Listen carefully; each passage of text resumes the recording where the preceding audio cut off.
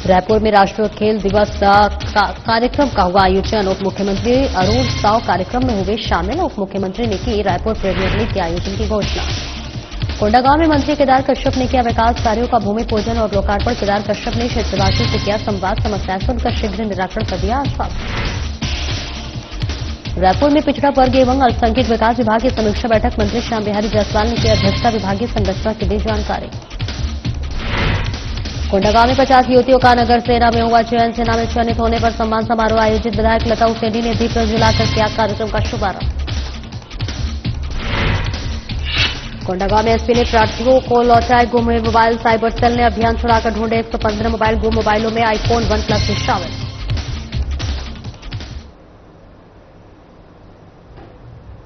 नमस्कार, स्वागत है आपका। मैं हूं आपके साथ सपना दीपक मद्देशिया। बुलेटिन का आगाज करेंगे। उप मुख्यमंत्री और खेलकूद एवं युवा कल्याण मंत्री अरुण साव रायपुर के पंडित दीनदयाल उपाध्याय ऑडिटोरियम में राष्ट्रीय खेल दिवस के आयोजन में शामिल हुए। हॉकी के जादूगर के नाम से मशहूर मेजर ध्यानचंद की जयंती पर पूरे देश में राष्ट्रीय खेल दिवस मनाया जा रहा है। कार्यक्रम में उनकी तस्वीर पर माल्यार्पण कर उनका पुण्य स्मरण किया गया। राष्ट्रीय खेल दिवस पर विविध आयोजनों के बीच उप मुख्यमंत्री अरुण साव के आह्वान पर खिलाड़ियों ने हर गली हर मैदान खेले सारा हिंदुस्तान के जोरदार नारे लगाए। बता दें कि उप मुख्यमंत्री साव ने कार्यक्रम में रायपुर प्रीमियर लीग के आयोजन की घोषणा की है। उन्होंने कहा है कि सभी संभागीय मुख्यालयों में इसके आयोजन के प्रयास किए जाएंगे। उन्होंने ऑडिटोरियम में मौजूद सभी लोगों को फिट रहने के लिए मैदान पर जाकर खेल खेलने और इसके लिए दूसरों को भी प्रेरित करने की शपथ दिलाई। उन्होंने खिलाड़ियों को खेल की नई तकनीकों और उपकरणों से अपडेट रहने और अपनी फिटनेस खेल सुधारने के लिए इनका उपयोग करने को कहा।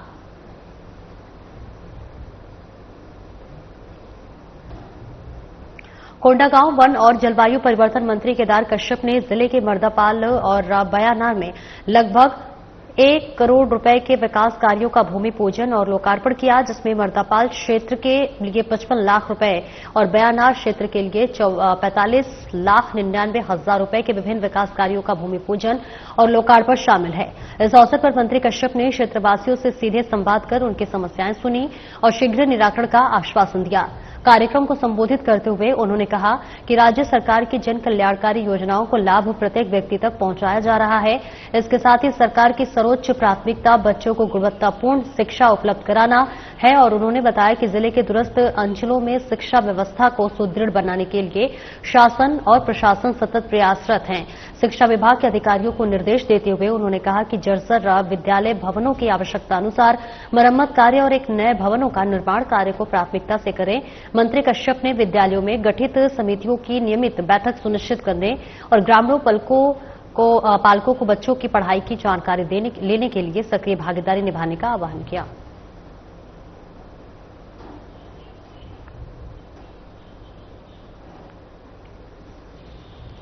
और रायपुर में मंत्री श्याम बिहारी जायसवाल की अध्यक्षता में महानदी भवन मंत्रालय में पिछड़ा वर्ग एवं अल्पसंख्यक विकास विभाग की समीक्षा बैठक आयोजित हुई।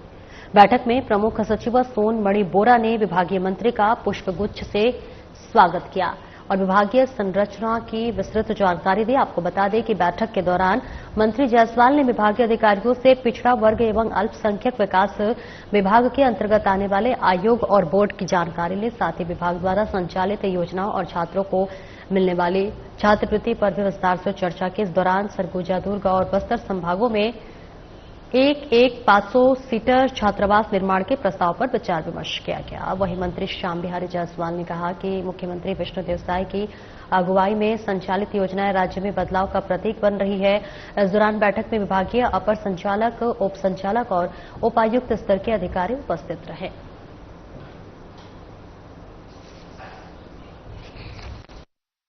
देखिए, कांग्रेस को तो हर हिंदू गुंडा दिखता है। भूपेश बघेल जी का इशारा हिंदू समाज के प्रति है और भूपेश जी ये भूल रहे हैं कि ये देश सनातन संस्कृति और सनातनियों का देश है और इस देश में रहने वाला हर व्यक्ति कहीं न कहीं मां भारती की कोख से पैदा हुआ है और जो मां भारती की कोख से पैदा हुआ है वो सब हिंदुस्तानी है और हिंदू है। छत्तीसगढ़ के स्वास्थ्य मंत्री श्याम बिहारी जायसवाल ने अपने निज निवास में पत्रकारों से विभिन्न मुद्दों पर चर्चा की। मोहन भागवत ने लोगों को 3 बच्चे करने की बात कही थी। उस पर पलटवार करते हुए पूर्व मुख्यमंत्री भूपेश बघेल ने कहा था कि बीजेपी लोगों को 3 बच्चे करने की नसीहत क्यों दे रही है? क्या बीजेपी अपने लिए वोटर्स बना रही है या गुंडे बना रही है? इस मामले पर स्वास्थ्य मंत्री ने पलटवार करते हुए कहा कि कांग्रेस को हर हिंदू गुंडा दिखता है। भूपेश बघेल का इशारा हिंदू समाज के प्रति है, लेकिन भूपेश बघेल भूल रहे हैं कि ये देश सनातन और सनातनियों का देश है और इस देश में रहने वाला व्यक्ति मां भरती की कोख से पैदा हुआ है।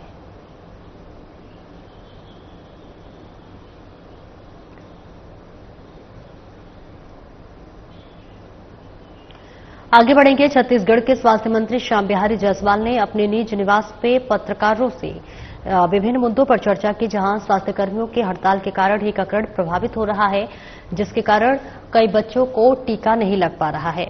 इस मामले पर स्वास्थ्य मंत्री का कहना है कि हमारे पास सभी जगह वैकल्पिक व्यवस्था है। एनएचएम पूरे स्वास्थ्य अमले का 20% है, बाकी 80% अमला हमारे पास मौजूद है।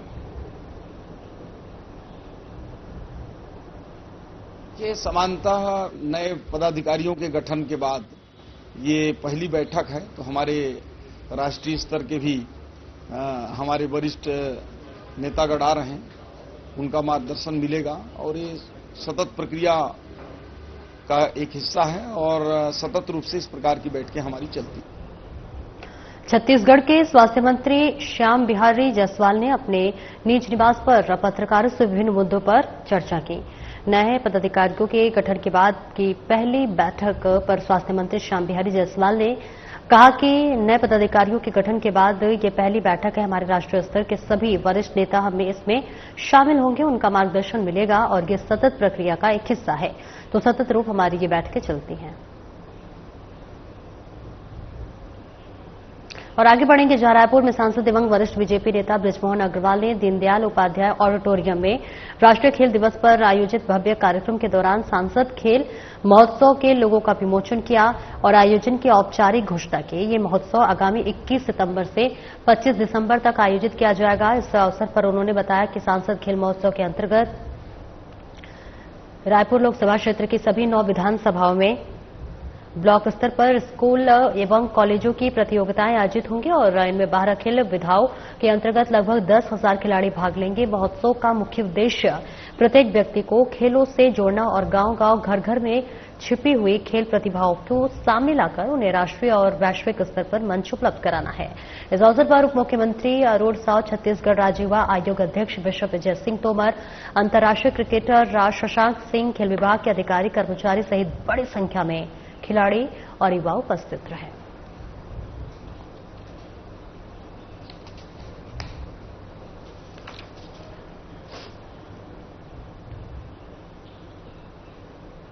सैनिक सेवा परिषद कोंडागांव ने निःशुल्क सैन्य प्रशिक्षण प्राप्त कर 50 युवतियों का नगर सेना में चयनित होने पर सम्मान समारोह कार्यक्रम आयोजित किया। कार्यक्रम का शुभारंभ विधायक लता उसेंडी ने दीप प्रज्वलित कर भारत माता और छत्तीसगढ़ महतारी के छायाचित्र पर पुष्पमाला अर्पित कर किया। इसके बाद सभी ने एक साथ मिलकर राष्ट्रगान गाया और इसके साथ ही बस्तर संभाग प्रभारी सुब्रत साहा ने अखिल भारतीय पूर्व सैनिक सेवा परिषद कोंडागांव के पिछले 5 वर्ष के क्रियाकलापों के बारे में विस्तार से बताया। विधायक ने नगर सेना में चयनित 50 युवतियों को उनके पालकों की उपस्थिति में पुष्पमाला पहनाकर प्रमाण पत्र दिया और उनके उज्जवल भविष्य के लिए शुभकामनाएं दी। बता दें कि अखिल भारतीय एवं पूर्व सैनिक सेवा परिषद के कार्यों की सराहना की और कहा कि जिले के पूर्व सैनिक सेवानिवृत्त होने के पश्चात निःशुल्क सैन्य प्रशिक्षण देने का बीड़ा उठाया है। इसके साथ ही साथ जिले में स्वच्छता अभियान, मतदाता जागरूकता अभियान, रक्तदान जैसे कार्यक्रम में भी अहम योगदान दे रहे हैं।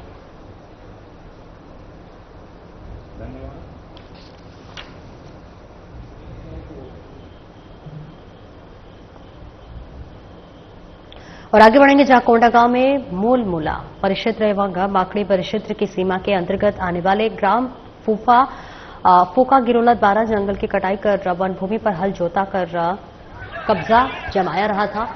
और इसके साथ ही साथ जिसे देखकर शामपुर ग्रामवासियों और शिवनी के ग्रामीणों माकड़ी परिक्षेत्र के वन अमला द्वारा जंगल कटाई बेजा कब्जा रोकने पर रात समझाइश दी गई। इसके साथ ही जंगल पर 2 गांव के बीच उपजे जंगल जमीन विवाद के मामले का निपटारा फूका गिरोला और शामपुर के सीमाई इलाके में पुलिस वन अमले के साथ ही ग्रामीणों की मौजूदगी में आसानी से हो रहा था। इसी बीच कुछ ग्रामीणों द्वारा शामपुर के जनप्रतिनिधियों और ग्रामीणों पर हमला कर दिया गया, जिससे आधा दर्जन से ज्यादा लोग घायल हो गए।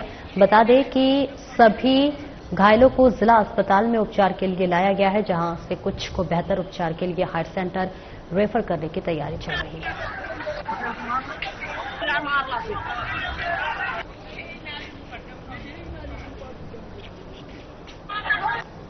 कोंडागांव जिले में साइबर सेल और थाना चौकी में गुम हुए मोबाइलों के संबंध में लगातार आवेदन प्राप्त हो रहे थे। इसके साथ ही साथ आपको बता दें कि जसवंत पुलिस अधीक्षक वाई अक्षय कुमार ने साइबर सेल की टीम को उनके दैनिक कार्यों के साथ गुम हुए मोबाइलों की खोजबीन की विशेष जिम्मेदारी सौंपी।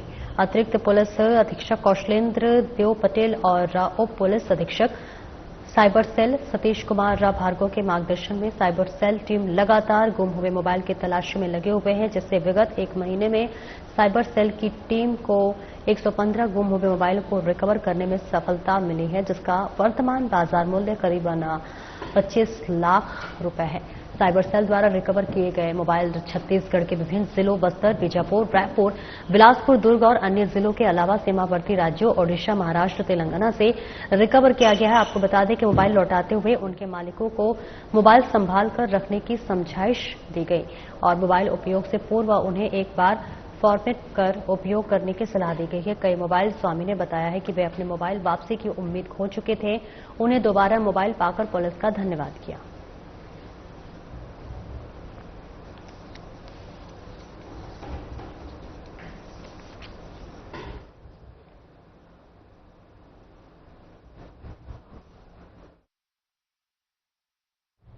तो तस्वीरें आपको दिखा रहे हैं जहां पर मोबाइल में आईफोन 1 प्लस देखिए इसमें शामिल है और जिनके मोबाइल गुम हुए थे उन्हें यहां पर मोबाइल लौटाया गया है, जिसके बाद से उनके चेहरे पर खुशी दिख रही है। कोंडागांव से तस्वीरें आपको दिखा रहे हैं जहां पर एसपी ने प्रार्थियों को गुम हुए मोबाइल लौटाए।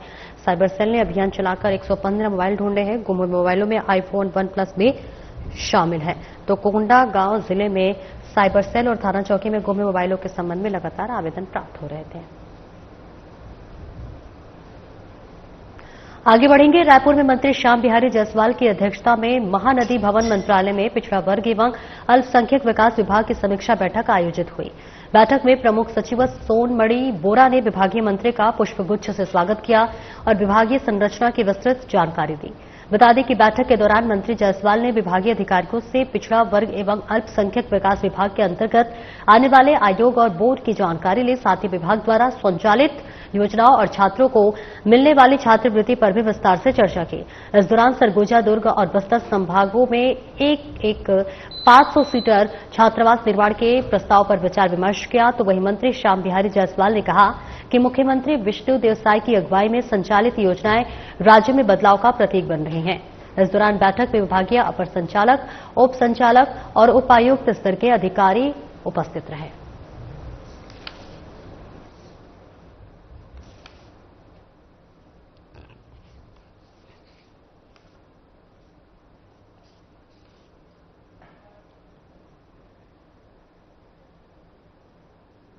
छत्तीसगढ़ के स्वास्थ्य मंत्री श्याम बिहारी जायसवाल ने अपने निज निवास पर पत्रकारों से विभिन्न मुद्दों पर चर्चा की। मोहन भागवत ने लोगों को 3 बच्चे करने की बात कही थी, उस पर पलटवार करते हुए पूर्व मुख्यमंत्री भूपेश बघेल ने कहा था कि बीजेपी लोगों को 3 बच्चे करने की नसीहत क्यों दे रही है। क्या बीजेपी अपने लिए वोटर्स बना रही है या गुंडे बना रही है। इस मामले पर स्वास्थ्य मंत्री ने पलटवार करते हुए कहा कि कांग्रेस को हर हिंदू गुंडा दिखता है। भूपेश बघेल का इशारा हिंदू समाज के प्रति है, लेकिन भूपेश बघेल भूल रहे हैं कि ये देश सनातन और सनातनियों का देश है और इस देश में रहने वाला व्यक्ति मां भरती की कोख में पैदा हुआ है। देखिए, कांग्रेस को तो हर हिंदू गुंडा दिखता है। भूपेश बघेल जी का इशारा हिंदू समाज के प्रति है और भूपेश जी ये भूल रहे हैं कि ये देश सनातन संस्कृति और सनातनियों का देश है और इस देश में रहने वाला हर व्यक्ति कहीं न कहीं मां भारती की कोख से पैदा हुआ है और जो मां भारती के कोख से पैदा हुआ है वो सब हिंदुस्तानी है और हिंदू हैं। छत्तीसगढ़ के स्वास्थ्य मंत्री श्याम बिहारी जायसवाल ने अपने निज निवास में पत्रकारों से विभिन्न मुद्दों पर चर्चा की। स्वास्थ्य कर्मियों के हड़ताल के कारण टीकाकरण प्रभावित हो रहा है, जिसके कारण कई बच्चों को टीका नहीं लग पा रहा है। इस मामले पर स्वास्थ्य मंत्री का कहना है कि हमारे पास सभी जगह वैकल्पिक व्यवस्था है। एनएचएम पूरे स्वास्थ्य अमले का 20% है, बाकी 80% अमला हमारे पास मौजूद है।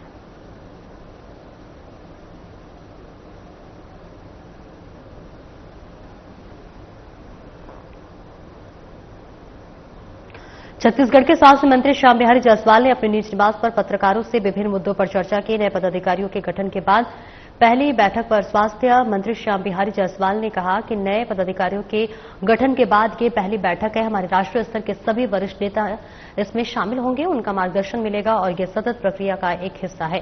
तो सतत रूप हमारी ये बैठकें चलती हैं। देखिए, समानतः नए पदाधिकारियों के गठन के बाद ये पहली बैठक है, तो हमारे राष्ट्रीय स्तर के भी हमारे वरिष्ठ नेतागण आ रहे हैं, उनका मार्गदर्शन मिलेगा और ये सतत प्रक्रिया का एक हिस्सा है और सतत रूप से इस प्रकार की बैठकें हमारी चलती है। तो देखिए, तस्वीरें आपको दिखा रहे हैं जहां पर ये महत्वपूर्ण बैठक की गई है। प्रेस वार्ता स्वास्थ्य मंत्री के तरफ से की गई और तमाम बातों का जानकारी देते हुए नजर आए और इसके साथ ही साथ नए पदाधिकारियों के गठन के बाद ये पहली बैठक बताई जा रही है। मंदसौर जिले में एक बार फिर सोयाबीन की फसल खराब होने से अन्नदाता परेशान है। किसान को मुनाफा तो छोड़ो, मूल लागत भी नहीं मिल पा रही है। आपको बता दें कि जिले में एक बार फिर पीला मोजक से किसानों की सोयाबीन पूरी तरह से नष्ट हो गई है, जिसके कारण किसान परेशान और हताश हो चुके हैं। जबकि सत्ता पक्ष और विपक्ष दोनों ने शासन और प्रशासन को ज्ञापन और पत्र के माध्यम से किसानों की समस्याओं को हल करने के लिए कहा है। कई जगह फसल बीमा योजना का पैसा किसानों के लिए ऊंट के मुंह में जीरा साबित हो रहा है, तो कई जगह फसल बीमा किसानों को अभी तक नहीं मिला है। इसके चलते मंदसौर के पूर्व विधायक यशपाल सिसोदिया और सुवासरा विधायक हरदीप सिंह ने पत्र के माध्यम से कलेक्टर को किसानों की समस्या जल्द हल करने और उनको उचित मुआवजा देने की बात कही है।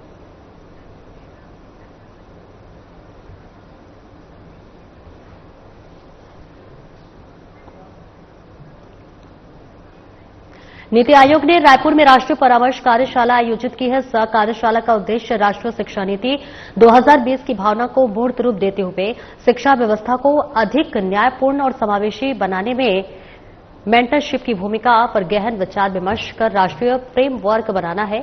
आपको बता दें कि विशेषज्ञों, नीति निर्माताओं और हितधारकों ने शिक्षा में समानता लाने, ड्रॉप आउट दर घटाने और युवाओं को अवसरों से जोड़ने के लिए अपने अनुभव साझा किए। विशेष अतिथि के रूप में वित्त मंत्री ओपी चौधरी ने कहा कि शिक्षा में समानता और सशक्तिकरण की दिशा में मेंटरशिप की भूमिका निर्णायक है। उन्होंने बताया कि यह कार्यशाला स्कूल शिक्षा, उच्च शिक्षा और कौशल विकास पर केंद्रित है। ये साझा राष्ट्रीय ढांचा तैयार करने का अवसर है जो विकसित भारत के सपने को साकार करने में मदद करेगा। नीति आयोग के सदस्य डॉक्टर वी.के. पॉल ने कहा कि शिक्षा मानव पूंजी निर्माण का आधार है और हर बच्चे को समान अवसर मिलना चाहिए। उन्होंने राष्ट्रीय स्तर पर ड्रॉप आउट दरों को साझा करते हुए बताया कि प्राथमिक स्कूलों में 93% नामांकन है, लेकिन अपर प्राइमरी में 3% बच्चे छूट जाते हैं। सेकेंडरी स्तर पर केवल 56% और 12वीं की कक्षा तक मात्र 23% छात्र ही पहुंचते हैं।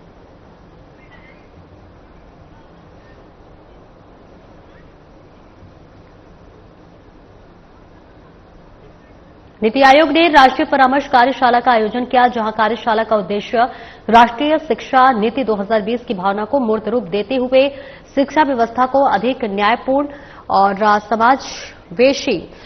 समावेशी बनाने के लिए मेंटरशिप की भूमिका पर गहन विचार विमर्श कर राष्ट्रीय फ्रेमवर्क बनाना है। विशेषज्ञों, नीति निर्माताओं और हितधारकों ने शिक्षा में समानता लाने, ड्रॉप आउट दर घटाने और युवाओं को अवसरों से जोड़ने के लिए अपने अनुभव साझा किए।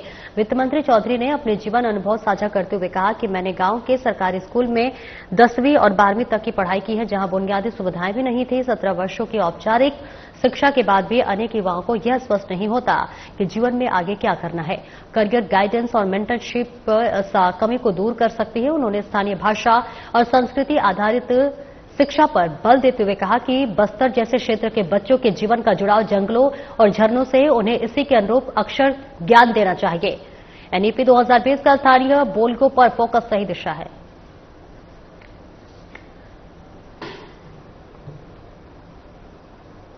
कोंडागांव में कलेक्टर नुपुर आशुपन्ना ने आज जिला कार्यालय परिसर में नई एम्बुलेंस सेवा का फीता काट कर शुभारंभ किया।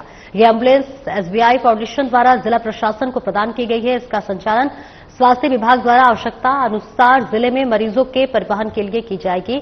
इस अवसर पर सीएमएचओ डॉक्टर आरके चतुर्वेदी और सिविल सर्जन सह अस्पताल अधीक्षक डॉक्टर प्रेम मंडावी और एसबीआई शाखा के चीफ मैनेजर सपन चक्रवर्ती भी उपस्थित रहे।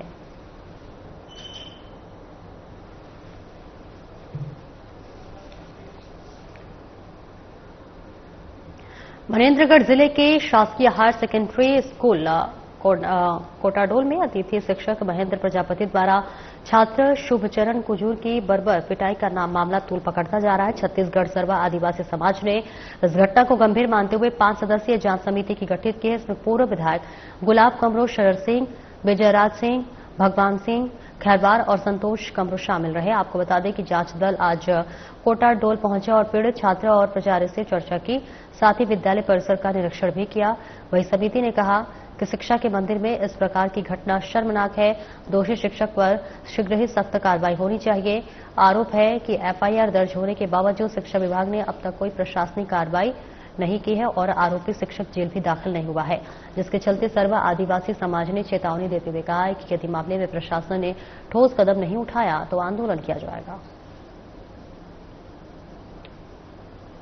देखिए, हम लोगों ने जिस तरह से आज जो हमारी 5 की टीम थी, साथ साथ में हमारे सर्व आदिवासी समाज के जिला के पदाधिकारी भी आए हुए हैं साथ में। हम लोगों ने बच्चों का बयान लिया, हम लोग प्रिंसिपल से बात किए, यहाँ के शाला प्रबंधन समिति के अध्यक्ष से भी बात किए। बातें हमारे सामने ये आई है कि बहुत सारा एक तो अध्यक्ष और यहाँ के प्रचार में दोनों में आपस में मुझे लगा कि तालमेल नहीं है, क्योंकि 23 तारीख को सोशल मीडिया में अध्यक्ष जी उसका खंडन कर दिए थे, कंप्रोमाइज करके बात समाप्त कर दिए सोशल मीडिया में। लेकिन ठीक 25 तारीख को यहीं के प्रचार जाके थाने में शिकायत करते हैं, एफआईआर होता है। तो कहीं न कहीं शाला प्रबंधन समिति में ही कोई खोट है, आपस में तालमेल नहीं। जिससे स्पष्ट होता है कि एक पक्ष चाहता है कि मैनेज हो जाए, दूसरा पक्ष चाहता है कि कार्रवाई हो।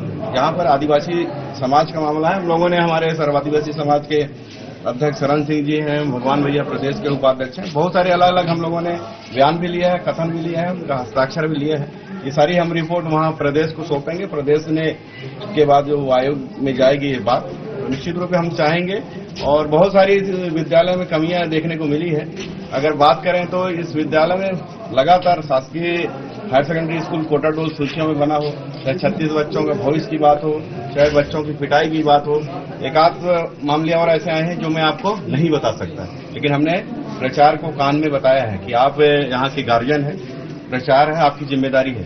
प्रशासन और सरकार से किसी प्रकार की त्रुटि होगी तो उसका जिम्मेदारी अध्यक्ष से ज्यादा प्रिंसिपल की होगी। इसलिए हम लोगों ने बताया है कि बहुत सी बातें हैं यहाँ पर सुधारने की आवश्यकता है। और हम मांग करते हैं, अभी शाला प्रबंधन समिति का यहाँ पर बैठक हो रहा है कि जिसके ऊपर एफआईआर हो चुका है, अतिथि शिक्षक है, तो आज जिसके ऊपर आरोप लगा है, एफआईआर है, तो उनसे पढ़ाया ना जाए। अध्यक्ष का कहना है कि नहीं, बच्चे चाह रहे हैं। बच्चे अगर कोई अपराध करता है तो उससे बच्चों से पूछा नहीं जाता है। अपराध जो करता है उसके ऊपर अगर एफआईआर होती है तो कहीं न कहीं से विद्या का मंदिर है, ऐसे लोगों को दूर रखना चाहिए। नहीं अगर दूर करते हैं तो इस पर आने वाले दिन में फिर से आंदोलन सर्व आदिवासी समाज के बैनर तले हम लोग करेंगे।